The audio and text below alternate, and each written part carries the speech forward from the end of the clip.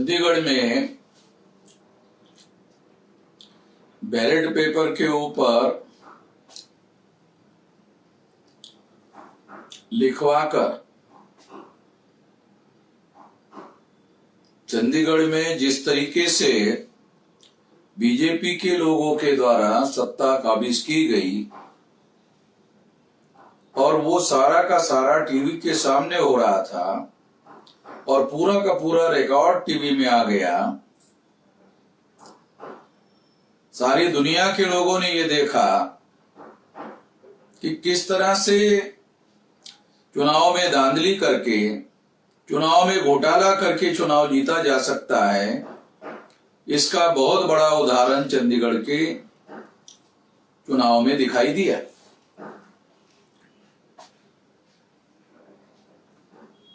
इस बात को ध्यान में रखते हुए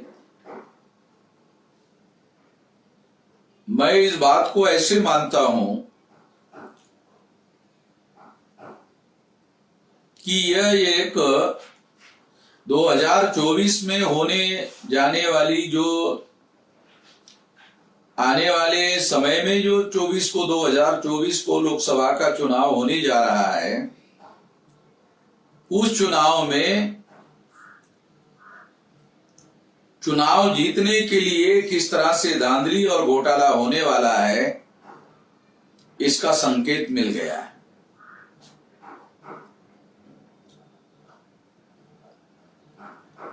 पिछली बार 2019 के चुनाव में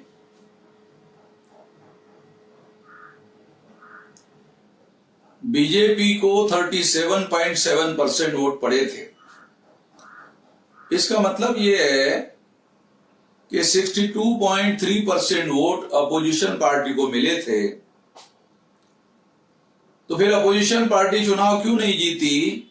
तो अपोजिशन पार्टी के लोग यूनाइटेडली चुनाव नहीं लड़ रहे थे, बिखरे हुए थे और इस वजह से वो चुनाव हार गए थे।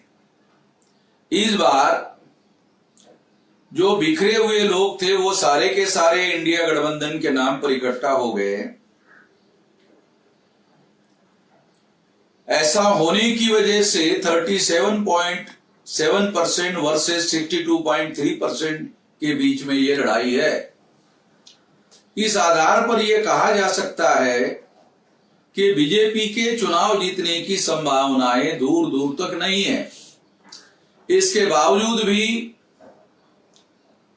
नरेंद्र मोदी और भारतीय जनता पार्टी और आरएसएस के लोग चुनाव जीत सकते हैं। और चुनाव जीतने का तरीका क्या होगा, ये बात चंडीगढ़ के चुनाव में जो टीवी के सामने हो रहा था उससे पता चलता है।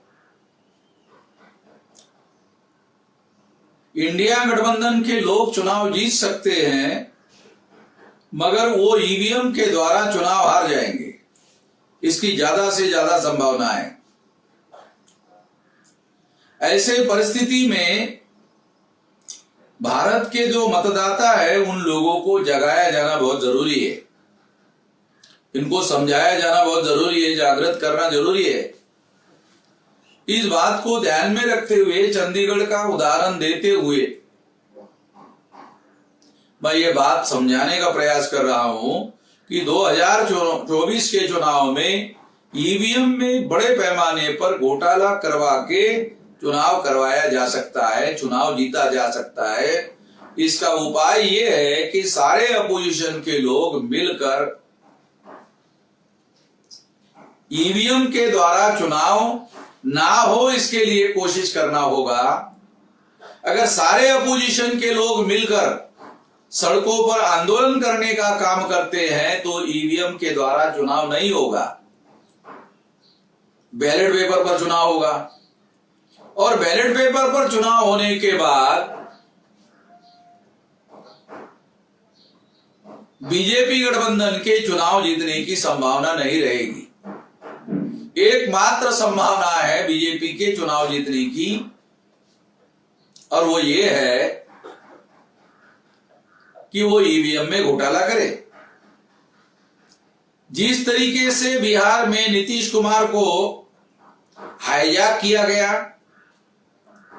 और झारखंड के अंदर भी ये खेला करने की कोशिश हुई और तमाम राज्यों में ऐसा प्रयास किया जा रहा है। ये प्रयास भी इस बात का सबूत है कि इस बात का सबूत है कि नरेंद्र मोदी चुनाव के पहले ही इस बात को स्वीकार कर चुके हैं कि वो चुनाव जीतने वाले नहीं है और इसी वजह से वो ये सारी बातें करते हुए दिखाई दे रहे हैं।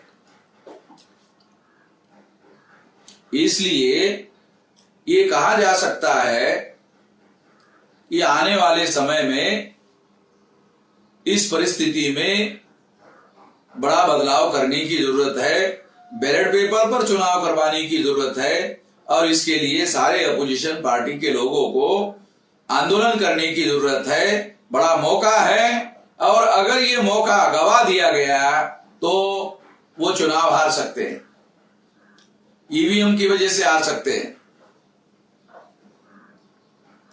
आडवाणी जी को भारत रत्न का खिताब दिया गया तो मैं ऐसा मानता हूं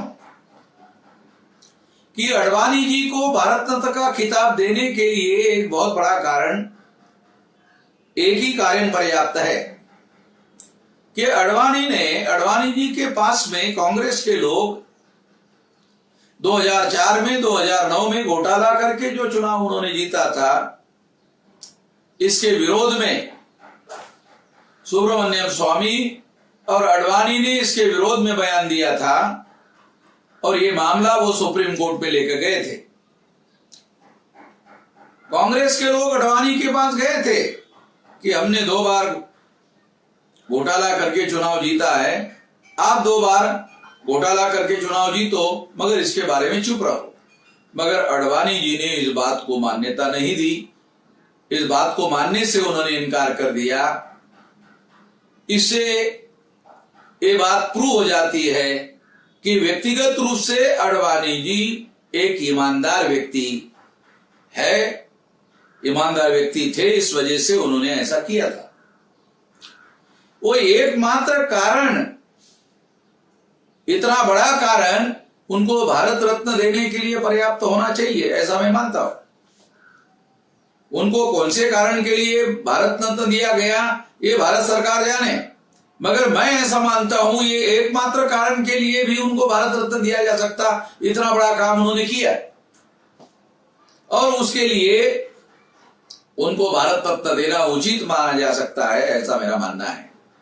हम उनकी विचारधारा से सहमत नहीं है, मगर उनका व्यक्तिगत चरित्र जिस तरह से उन्होंने ईमानदारी का रखा और उस ईमानदारी की वजह से ही आज आरएसएस ने उनको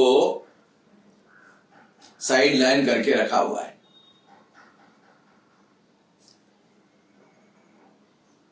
जबकि सभी प्रकार की योग्यता के बावजूद भी उनको एक अवसर दिया जाना चाहिए था